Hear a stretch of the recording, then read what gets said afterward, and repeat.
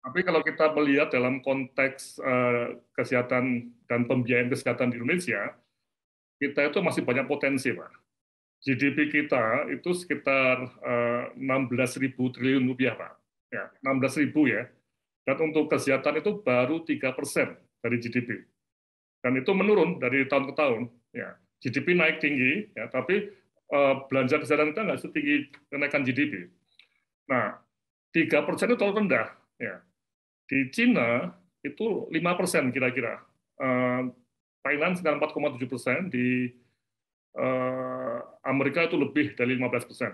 Nah, gini Pak, jadi pola pikirnya kita gini, kalau kita bisa meningkatkan GDP tadi dari 3% jadi 5% atau 4% lah, seperti Cina tadi atau Thailand ya, itu 1% kenaikan GDP untuk kesehatan itu setara dengan sekitar 160 triliun, Pak.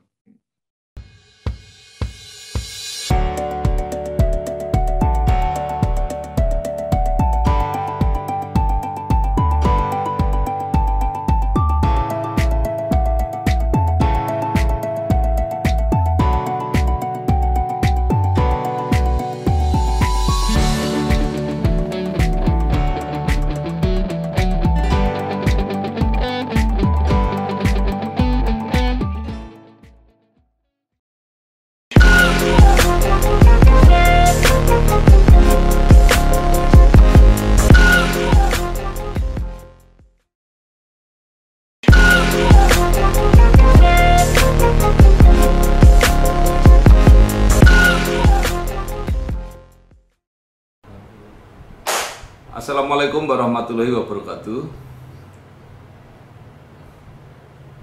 Bersama saya Bambang Sadono di kanal Inspirasi untuk Bangsa. Mudah-mudahan kanal ini selalu bisa memberi inspirasi, motivasi, edukasi, dan syukur bisa membantu mencari solusi. Kami sedang mempersiapkan beberapa video wawancara untuk ikut memberi makna 72 tahun Universitas Gadjah Mada. Saat ini saya sudah bersama dengan salah seorang alumnus dari Fakultas Kedokteran. Sekarang namanya adalah Fakultas Kedokteran, Kesehatan Masyarakat dan Kesehatan Masyarakat dan Keperawatan. Ya, beliau adalah Profesor Dr. Laksono Trisnantoro, MSc PhD. Beliau sekarang menjabat sebagai staf khusus Menteri Kesehatan, bidang ketahanan industri obat dan alat kesehatan, juga sebagai komisaris utama PT Indofarma. Apa kabar, Prof? Yang bagaimana sinergi antar disiplin untuk mengatasi pandemi tadi, Prof? Ya, menarik ya Pak. Jadi kalau kita lihat, kita masuk di pandemi itu kira-kira Maret ya, April 2020 tahun lalu Pak ya. Nah ini situasi kita sangat-sangat sulit ya, nah, di mana seperti APD, masker aja sangat-sangat terbatas ya. Apalagi vaksin itu belum dibahas sama sekali ya. Nah, tapi dalam proses selanjutnya itu, wah ini gerakan atau usaha untuk membuat bangsa kita sehat dalam konteks COVID ini itu sangat luar biasa.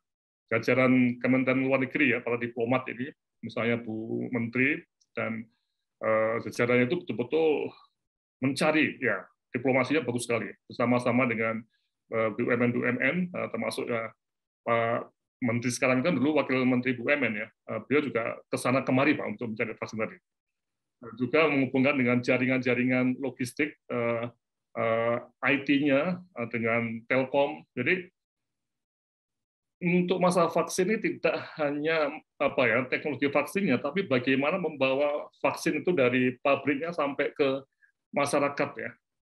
Bisa dipahami Pak ya? Masyarakat pun juga kita tahu. Masalah. Tentara dan polisi juga sangat-sangat membantu. Ya, jadi luar biasa sekali ini pemahaman mengenai masalah kesehatan melalui Prof. Laksono ini menjadi semakin komplit. Jadi kalau begitu masuknya Prof. Laksono menjadi staf khusus bidang ketahanan industri obat dan alat kesehatan ini tepat sekali karena di era pandemi itu kelihatan sekali ketergantungannya. Bagaimana Prof bisa menjelaskan ini? Ya betul Pak. Jadi memang industri obat dan alkes kita itu masih sangat tergantung pada import ya. Jadi sebelum pandemik juga sudah. Nah, tapi setelah pandemik ini ternyata juga masih tergantung, tapi juga pandemik ini juga merangsang, Pak. Merangsang industri terutama alkes dalam negeri untuk bergerak, Pak. Jadi ini menarik ya, ada semacam hikmah dari pandemik ini, sehingga semua orang sekarang memikirkan bagaimana bangsa kita ini ya, itu bisa lebih mandiri dalam konteks industri obat dan alat kesehatan. Ini. Jadi itu memang ada, kita masih tergantung Pak, vaksin itu sudah istilahnya tuh hampir semuanya ya, itu buatan luar negeri ya. Kita untuk Sinovac misalnya itu di Bio Farma lebih ke arah packingnya ya. Jadi, nah tapi yang lainnya, jadi itu masih banyak dari luar negeri ya. Jadi Bio Farma fit and finish, tapi dengan ya semoga vaksin merah putih ini yang ada di kembangan di UNER dan Biotis itu bisa cepat berkembang, juga Eijkman bersama-sama dengan Bio Farma juga mengembangkan Pak. Jadi ini pandemik harus kita manfaatkan momentumnya untuk ke depan, gitu Pak.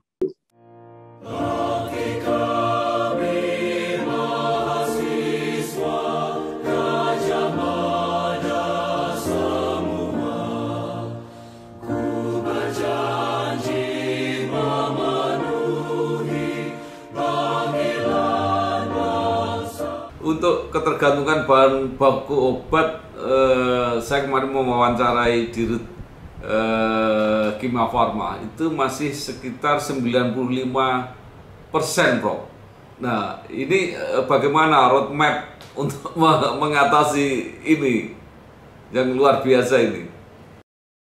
Ya, sebenarnya gini Pak ya, kalau kita lihat obat itu kan ada macam-macam ya, ada obat kimia, ada obat bioteknologi, ya biotech ya, kemudian ada vaksin dan obat herbal ya. Nah ini yang kita perlu hati-hati betul ya. Memang untuk obat-obat yang teknologi tinggi biotech itu memang sebagian besar dari luar negeri ya. Nah untuk obat-obat kimiawi seperti paracetamol atau clopidogrel ini ya, ini sudah mulai ada pabrik di Indonesia yang membangun bahan baku obat, tapi tidak dari hulu sekali ya, mungkin tidak di hulunya sekali ya. Nah ini mulai Pak, mulai mengembangkan, dan juga dalam konteks penggunaannya itu pemerintah sudah mendorong adanya tadi tahu ya Pak ya tentang kebijakan TKDN, tingkat kandungan dalam negeri, yang mulai disampaikan atau diaplikasikan di obat ya, dengan ada TKDN khusus farmasi ya, dan sekarang sedang dikembangkan juga TKDN untuk alat kesehatan. Dan ini bukan ditetapkan oleh Menteri Kesehatan, tapi oleh Menteri Perindustrian. Jadi bisa dilihat Pak ya, kompleksitas antar kementeriannya juga ada. Oke. Nah di situ intinya memang sudah bergerak, tapi memang belum efektif, itu Pak. Nah karena itu Kemenkes juga mencari strategi, misalnya begini tadi Pak, untuk obat-obat kimiawi Pak ya, untuk TKDN-nya, memang PP-nya itu, perpresnya untuk e-katalog ya, untuk pembelian oleh lembaga pemerintah itu memang threshold-nya 40%. Ya, 40% ya. Tapi oleh Kemenkes, untuk obat-obat yang sudah ada pabrik BPO-nya, ya, bahan baku obatnya di dalam negeri, itu dinaikkan menjadi 55%.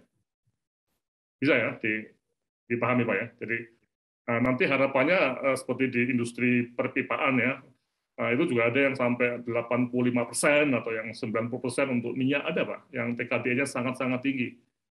Ya, nah ini Pak, kita harus serius masuk di sini. Tapi sekali lagi untuk sampai ke sana atau ke sini targetnya itu butuh kerjasama lintas kementerian dan lintas disiplin tadi Pak. Ya, nah katanya ada program untuk sampai tahun 2024 itu ketergantungan itu harus bisa dikurangi kira-kira sampai 20%. Jadi ketergantungannya sekitar tinggal 80%. Itu seperti apa, Prof? Nah, gini Pak, jadi kita harus melihat tadi agak susah ya bicara mengenai 80% atau 90% kalau kita tidak melihat data lebih spesifik Pak. Misalnya kalau kita lihat mobil Toyota aja Pak, Toyota ada Toyota Camry, ada Toyota Avanza, ada Toyota Innova, ada Alphard ya. Nah, sekarang dari berbagai obat itu, mana yang kita bisa turunkan, Pak? Ketergantungan importnya, Pak. Jelas, Pak. Kita akan sampai ke sana. Obat-obat tertentu tadi seperti clopidogrel ya untuk jantung itu, Pak ya. Ya, ini itu bisa aja kita harapkan nanti sampai 75% Pak, TKDE-nya. Tapi obat-obatan yang baru bioteknologi, kita yang belum mulai teknologinya mungkin masih perlu 10 tahun lagi barangkali dengan riset dalam negeri yang baik ya, karena dalam TKDE itu juga untuk farmasi ya, itu ada komponen riset Pak.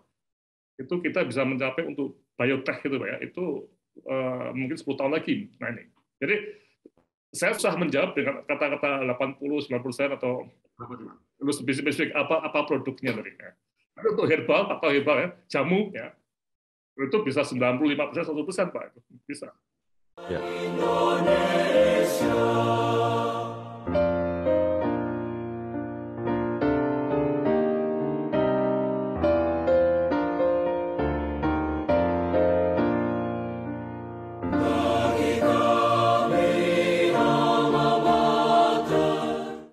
Ya. Nah, ada dari sekian banyak faktor yang menyebabkan ketergantungan obat itu, ada yang mengeluh dari industri itu karena dukungan bahan yang dari industri kimia dasarnya itu memang belum memadai lah kira-kira begitu, Prof. Ya, ini seperti apa? Jadi harus mulai dari situ katanya. Ya, makanya kita memang harus lihat pada hulunya sekali ya. Memang ini juga untuk Alkes juga ya. Ada beberapa produk yang sangat hulu ya, misalnya benzema untuk paracetamol. Ya. Ini sebenarnya industri tambang minyak ya.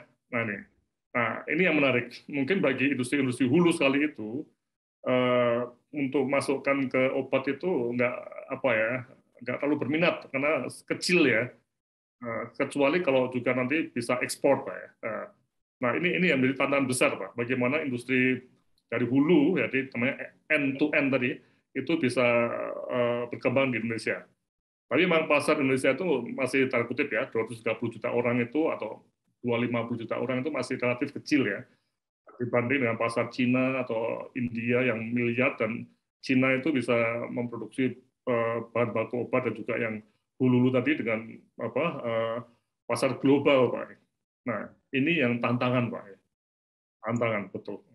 Ya, Prof, salah satu produsen bahan baku obat yang dominan itu adalah Cina. Ya.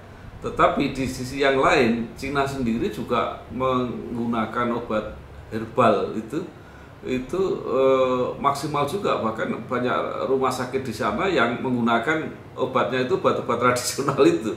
Nah, apakah kita tidak bisa memaksimalkan juga obat herbal kita untuk masuk ke sistem kesehatan nasional? Ya, itu Pak, betul Pak. Ini yang juga kita perlu betul-betul kembangkan ya. Seperti kita ketahui dengan COVID ini, itu obat-obat herbal juga meningkat penjualannya. Tapi sebelumnya kita ini saat teknis ya, itu obat jamu ya, obat herbal tadi, itu dibagi 3 ya. Itu jamu Pak ya. Jamu yang sifatnya itu bebas, semua orang bisa pakai ya, dan belum diteliti secara klinis. Kemudian yang tingkat yang lebih saintifik itu adalah OHT, obat herbal terstandar ya. Kemudian yang paling tinggi adalah fitofarmaka. Ya, nah ini ada 3 jenis obat herbal tadi ya.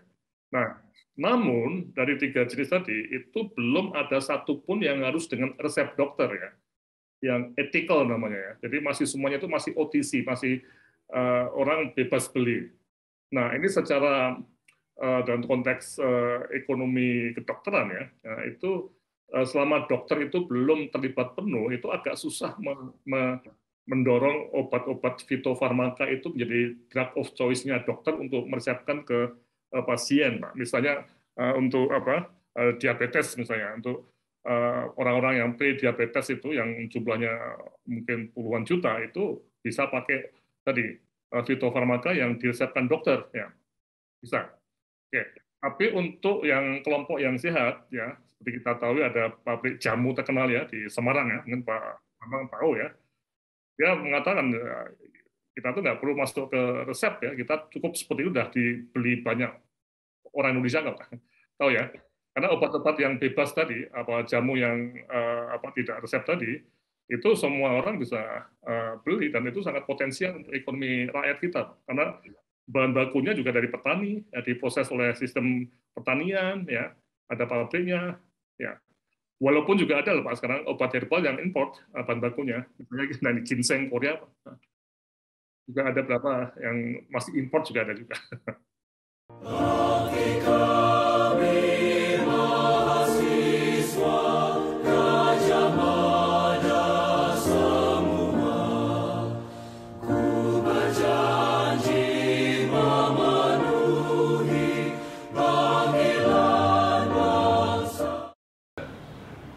Ini mengingatkan saya bagaimana Korea itu mengkapitalisasi ginsengnya sedemikian rupa, itu luar biasa. Iya. Nah, pertanyaan saya Dok, ini kok apakah fakultas kedokteran atau sistem kedokterannya dokter kelihatannya kok setengah hati ya, Prof, untuk memanfaatkan ini obat-obat herbal ini, karena di Cina sendiri itu mereka resmi ada rumah sakit yang memang dilayani dengan obat-obat herbal, dan diam-diam dokter-dokter di Indonesia itu juga menyarankan obat-obat itu, dan terbukti ketika COVID itu banyak obat dari Cina yang di pasaran itu luar biasa, dan dianggap memang betul itu bisa menyembuhkan. Gimana Bro? Sikap kita sendiri, keilmuan kita? Ya itu Pak, justru itu yang kalau saya lihat kembali lagi kerjasama lintas profesi Pak ya. Jadi herbal itu kan banyak diproduksi oleh teman-teman di farmasi ya, penelitiannya banyak. Sementara yang meresepkan itu dokter ya nih. Nah ini yang ini pendapat saya pribadi ya. Selama dokter itu belum mempunyai obat herbal yang etikal Pak, yang diresepkan tadi Pak ya, itu kita belum bisa maju Pak. Jadi menurut saya itu ada jumlah yang fitofarmaka tadi Pak ya, itu sekitar 27 ya. OHT itu ada 90-an ya, 80 atau 90-an ya. Jamu itu ribuan ya. Nah, yang fitofarmaka tadi terutama untuk penyakit-penyakit yang jumlahnya banyak ya, kayak diabetes atau hipertensi atau lemak darah itu ya. Yang itu bisa nggak ada fitofarmaka yang diresepkan dokter? Bahkan ekstrimnya kalau kita lihat untuk mengurangi misalnya pain ya, jadi itu ganja Pak. Ganja itu dijadikan obat keras Pak, diresepkan, itu kan herbal Pak. Itu. Ya, Prof, pada akhirnya ya, kecuali itu kesepakatan medis, kesepakatan ilmiah para dokter, tapi kan peran pemerintah sebagai regulator sangat penting mengarahkan ini Prof. Apakah nggak ada political arah ke situ gitu? Ya ini yang sedang kita kerjakan Pak. Saya sehari-hari juga banyak diskusi dengan teman-teman di herbal tadi ya. Ya, tapi intinya kembali pada lintas ilmu tadi Pak ya. Kita nggak bisa Pak, selama herbal itu cenderung di farmasi, kemudian dokter tidak begitu menghargai, dan ini nggak bisa.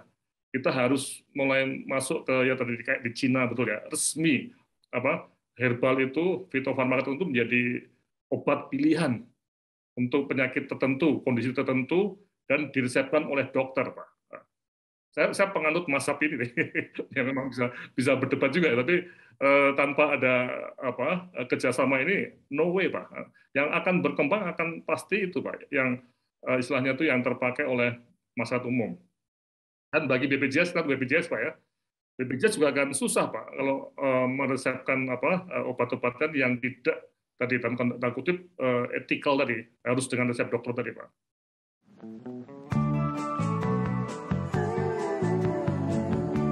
Soal KPR dan punya rumah, dari dulu cuma ada satu nama, satu bank yang megang banget.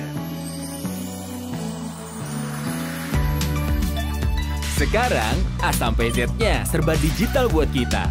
Cukup satu website untuk mulai cari hunian yang oke.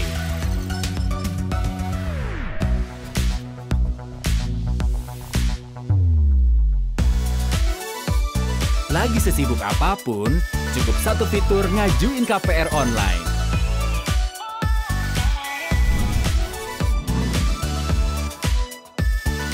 sampai satu aplikasi biar gampang bayar biaya rutin. Kini, semua ada di jarimu. Satu nama dengan pengalaman 45 tahun memimpin segmen KPR. KPR, pasti BTN. Ya. Prof, ini pertanyaan agak mungkin nggak begitu nyaman, tapi karena Prof kelihatannya memang minatnya di situ cukup besar, saya tanyakan. Jadi, apakah ini ada pengaruh dari politik ekonomi, Prof? Jadi kepentingan ekonomi, karena obat-obat yang kimia kan mungkin ada budget untuk promosi yang besar gitu. Nah, mungkin nggak itu? Ya, bisa saja Pak ya. Itu jelas Pak, di mana-mana political ekonomi itu pasti ada. Cuma ini kadang-kadang sudah dibuktikan ya Pak ya. Tapi kalau kita melihat dalam konteks kesehatan dan pembiayaan kesehatan di Indonesia, kita itu masih banyak potensi, Pak. GDP kita itu sekitar 16.000 triliun rupiah, Pak. Ya, 16.000 ya. Dan untuk kesehatan itu baru 3% dari GDP. Dan itu menurun dari tahun ke tahun. Ya, GDP naik tinggi, ya, tapi belanja kesehatan kita nggak setinggi kenaikan GDP.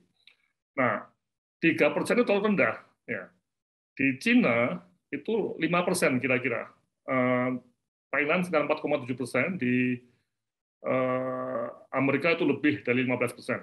Nah, gini Pak, jadi pola pikirnya kita gini, kalau kita bisa meningkatkan GDP tadi dari 3% jadi 5% atau 4% lah, seperti Cina tadi atau Thailand ya, itu 1% kenaikan GDP untuk kesehatan itu setara dengan sekitar 160 triliun, Pak.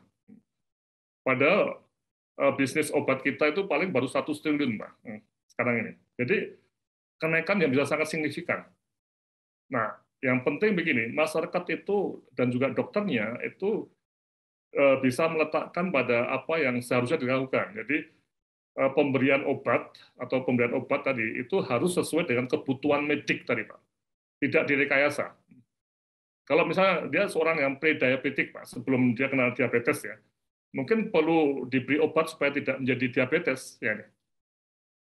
Nah, inilah yang kita masih belum sampai ke sana, Pak. Karena screening untuk diabetes misalnya ya, screening tahu Pak ya, screening itu apa? Pencarian penderita tadi itu masih rendah sekali, masih kecil sekali apa penemuannya. Nah, jadi kita masih underspending Pak untuk sektor kesehatan. Potensi masih banyak. Jadi kalau tadi rebutan kue itu, ya itu kalau bahasa Jawanya rebutan balung Pak. Oh ya, tapi baiknya kita memperbesar kuenya dulu. Itu yang penting.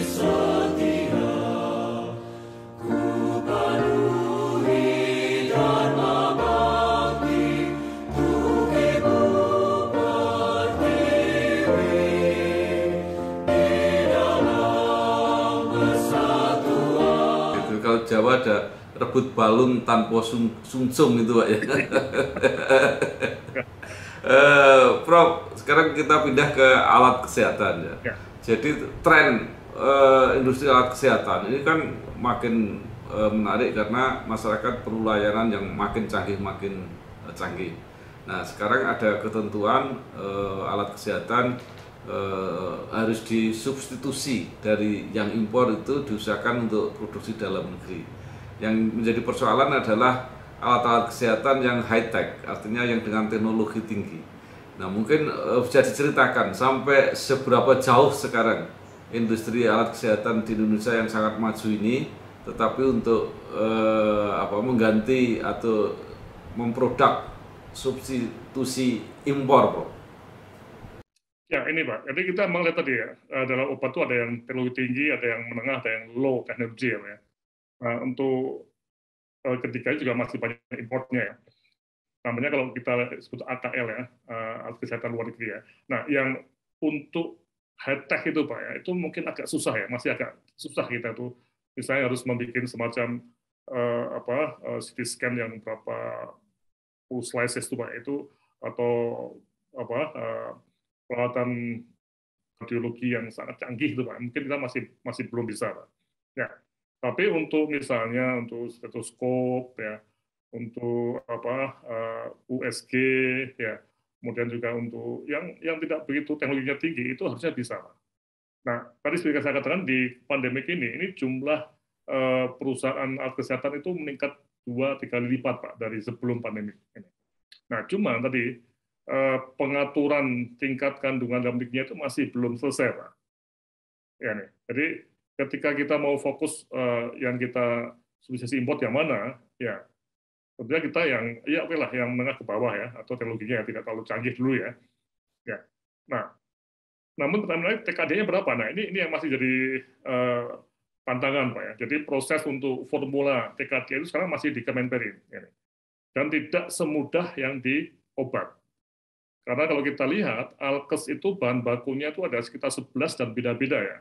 Mulai dari apa? Kalau kita lihat ada apa woven ya, kain misalnya, atau ada yang baja ya untuk tulang apa besi untuk operasi tulang itu ya. Ya, kemudian ada juga yang sifatnya elektronik ya. Jadi masing-masing punya ekosistem yang beda-beda. Ini tidak mudah nih untuk membuat semacam formula TKDN. Ya, ini sekarang lagi digodok dan tentunya perguruan tinggi perlu untuk memberikan masukan pada pemerintah mengenai formula TKDN untuk alkes ini. Itu yang terjadi, Pak. Jiwa seluruh bangsaku, ku junjung kebudayaanmu, kejayaan Nusantara. Ya, Prof. Jadi tadi untuk usaha tidak ketergantungan bahan baku obat dan alat kesehatan ini kan perlu riset yang sangat apa ya, bukan banyak tapi juga sangat mendalam, sangat jauh. Ini seberapa jauh kerjasama dengan perguruan tinggi khususnya dengan UGM? Ya, ini di satu tangan besar, Pak, cuma UGM ya, dan sekarang Prof. Izam dari Kemendikbudristek ya, ada Risteknya juga ya, itu juga mempunyai program yang disebut Kedereka ya, di mana ada satu dana dari kementerian ya yang bisa dipakai oleh peneliti di perguruan tinggi untuk membuat alat kesehatan ataupun obat atau herbal yang harus masuk ke proses industri, Pak. Bisa dipahami ya. Jadi bukan suatu riset untuk riset, Pak, tapi riset untuk industri, Pak. Nah, ini baru berjalan tahun ini. Dan kita berharap betul sistemnya akan berjalan terus, berkembang ya. Mungkin kalau bisa nanti Pak Bambang wawancara Pak Disa, Pak. Sudah belum? Oh, sudah tahu ya. Tidak begitu mendalam karena saya belum ngerti ini. Oh, ya. Nah, oke, itu penting sekali, Pak. Tapi ada tapinya, Pak nih. Ada tapinya ya. Sekarang saya agak risau, pendapat saya pribadi ya. Mungkin kontroversial ya. Ya, kita para dosen itu sekarang tanda kutip itu banyak yang orientasinya itu lebih ke arah jurnal, Pak. Oh, ya. Bikin jurnal selesai, kemudian cari lagi tulisan untuk jurnal lagi. Jadi tidak memikirkan lebih banyak ke proses produksi yang sangat-sangat rumit dan berisiko ini. Nah, ini yang jadi kita nggak seimbang. Jadi memang publikasi jurnal kita meningkat tinggi. Ya. Tapi ini kalau tidak hati-hati, para dosen ya di semua fakultas ya itu akan cenderung bekerja untuk mendapatkan kum pribadi untuk jurnal. Saya lama di Amerika di Harvard ya, setahun di sana ya, itu dan di MIT itu mereka menulis jurnal iya, tapi juga lab-lab mereka itu juga kerjasama dengan industri dan bahkan banyak yang rahasia, Pak, seperti MIT itu tahu ya, MIT itu sangat terkenal, mereka punya banyak riset dengan industri militer, Pak, untuk bikin produk kendali, bikin laser, bikin macam-macam, dan itu nggak masuk jurnal jelas, Pak, karena kriterianya pasti classified ya, super rahasia, Pak. Nah, ini loh, Pak, yang jadi satu isu kunci. Jangan-jangan perguruan tinggi kita itu tanda kutip itu terlalu berat ke jurnal artikel, tapi kurang memperhatikan produk yang berguna untuk masyarakat. Nah ini. Jadi lebih banyak mengejar formalitas, Bro. Jadi. Dan itu bisa monodisiplin, Pak. Artinya membuat jurnal itu bisa aja saya orang dokter nggak usah ketemu dengan fakultas farmasi misalnya atau ekonomi bisa. Tapi begitu kita membuat produk yang berguna untuk masyarakat itu pasti lintas ilmu, Pak. Tidak ada obat pun lintas ilmu, Pak. Nah, tidak bisa hanya FK atau fakultas farmasi yang ngerjakan, tidak bisa. Ya,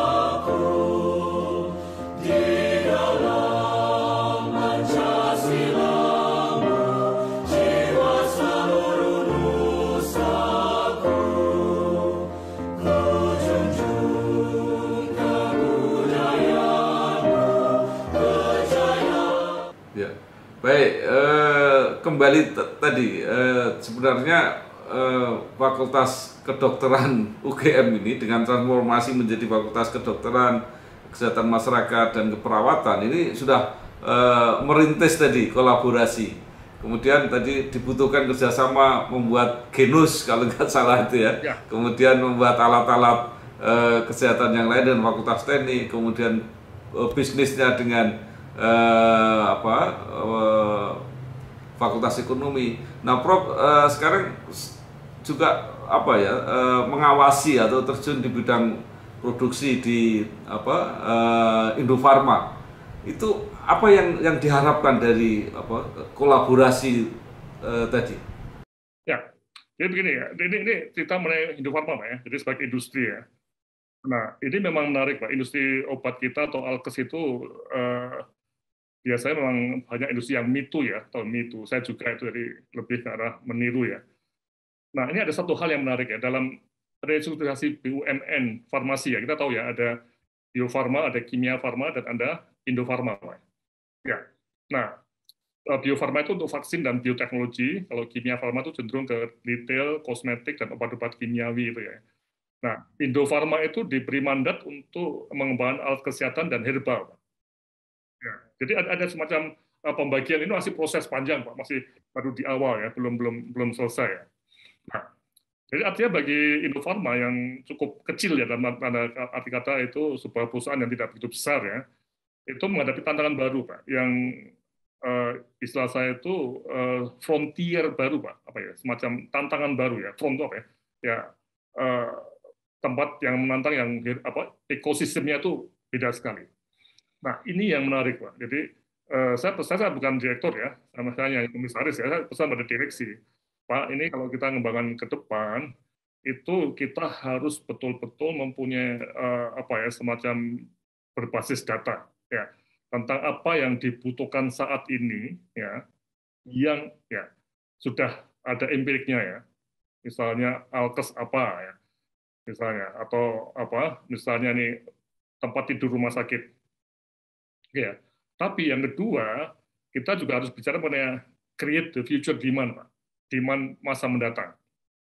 Ya, demand ini. Nah, misalnya ini, dalam konteks tadi, tempat tidur rumah sakit tahu Pak ya, hospital bed tadi ya. Ya, itu yang paling menarik industrinya tuh MAK tuh, di kawasan bagus sekali itu. Nah, itu sekarang ini memang banyak orientasinya ke rumah sakit atau ke puskesmas ya. Tapi sebenarnya kita juga punya target market yang baru, yaitu home care, Pak, perawatan di rumah. Ya, orang-orang tua semakin banyak di rumah. Nah, dan mereka juga butuh tempat tidur yang bisa dibolak-balik atau dimiring-miringkan, dinaik turunkan dan sebagainya. Dan ini jumlahnya nggak cuma ribuan, jutaan, Pak. Nah, dan teknologinya tidak tinggi-tinggi amat. Dan kita nggak perlu yang mahal, yang mempunyai mesin atau otomatis, nggak pakai engkol aja yang diputar. Paham ya? Nah, ini industri-industri seperti Indofarma atau yang lainnya, dan itu tolong harus melihat ke sini juga. Jadi kita jangan ragu-ragu untuk memicu kreativitas kita untuk mencari inovasi. Inovasi kita itu apa? Nah, punya bayangan nggak Pak? Misalnya kita punya orang tua yang sudah tua ya, dia butuh tidak lagi rumah sakit, kan kena stroke misalnya, harus dirawat di rumah ya. Mungkin 5-6 tahun dirawat sampai meninggal ya. Nah, itu butuh tempat tidur, butuh lemari obat, butuh dedekan itu, dorongan untuk makan itu, Pak. Enggak? Butuh TV, butuh oksigen, ya enggak? Macam-macam. Nah, itu bisa nggak istilahnya itu di support oleh industri alat kesehatan, Pak. Bahkan kalau perlu kan sewa, Pak. Tahu sewa, Pak ya? Sewa. Jadi tempat tidur itu harganya misalnya 30 juta ya, misalnya 15 juta ya. Itu kan kalau udah dipakai dan yang sakit kemudian meninggal kan bingung mau dibawa kemana itu tempat tidurnya itu. Tapi kalau sewa kan menarik, dari 30 juta mungkin sewa setahun cuma 1 juta misalnya atau 2 juta. Ya. Nah ini contoh Pak. Jiwa seluruh bangsaku, ku junjung kebudayaanmu, kejayaan Nusantara. Ya, baik Prof. Melihat perkembangan, tantangan tadi ya, keharusan kolaborasi, kebutuhan yang aktual atau bahkan di masa datang. Jadi kalau begitu orientasi penyiapan mahasiswa harus beda ya Prof. Jadi mungkin mereka harus dilatih kerjasama sejak awal gitu. Iya Pak, itu makanya saya sangat mendukung Pak Nadiem ya, ada kampus Merdeka tadi Pak. Jadi misalnya mahasiswa S1 teknik Pak, teknik elektrik atau komputer ya, dia bisa aja ambil SKS di kedokteran Pak. Ya ini, atau sebaliknya, kedokteran itu dia nggak mau jadi dokter, dia mau jadi esket saja dia, tapi dia ingin jadi semacam manajer, dia ambil di MM, di ekonomi misalnya. Nah, jadi ini kita tuh begini Pak, seperti di UGM sendiri saya sering juga ngobrol ya, pembagian coupling termasuk coupling kampusnya tuh ya. Bagian timur itu social sciences dan agriculture Pak ya. Sebelah barat Jalan Kaliurang ya. Kalau Pak Bambang di UGM tahu tuh ada Jalan Kaliurang yang membelah itu Pak. Ada teknik sebelah barat dan kedokteran gigi dan kedokteran umum di sebelah barat ya. Itu seperti soal ilmu pasti dan ilmu sosial Pak. Kayak SMA lagi Pak. Karena dunia nggak seperti itu Pak. Jadi harus berbeda dan bahkan saya berharap juga Pak, seperti saya alami waktu saya di Harvard Pak, itu dosen fakultas antropologi ya Pak, tahu ya, antropologi. Dia ahli antropologi kedokteran. Itu ngantornya sehari-hari di fakultas kedokteran, di departemen IKN-nya ya, dan bisa menjadi kepala departemen Pak. Coba bayangkan Pak. Kepala departemen di fakultas kedokteran berasal dari fakultas bukan kedokteran yang bukan dokter ya. Nah ini Pak. Jadi seperti kata FKK UGM itu kita betul-betul mengacu ke sana, walaupun ditentang habis-habisan juga oleh banyak pihak Pak ya. Tapi saya bilang berkali-kali bahwa kita harus melihat bahwa dunia itu tidak sempit. Jadi dan dimanapun di dunia sekarang pengembangannya itu lintas disiplin. Itu Pak, Bapak ya. Jiwa seluruh bangsaku, ku junjung kebudayaanmu, kejayaan Nusantara. Baik, terima kasih sekali Prof. Sayang sekali karena waktu, diskusinya sangat menarik. Profesor Dr. Laksono Trisnantoro MSI PhD, staf khusus Menkes bidang ketahanan industri obat dan alat kesehatan, yang sekaligus juga komisaris utama PT Indo Farma. Apa yang disampaikan sangat mencerahkan ya, mudah-mudahan bermanfaat untuk kita semua. Terima kasih Prof, sukses. Matur nuwun. Assalamualaikum. Ya, wassalamualaikum warahmatullahi wabarakatuh.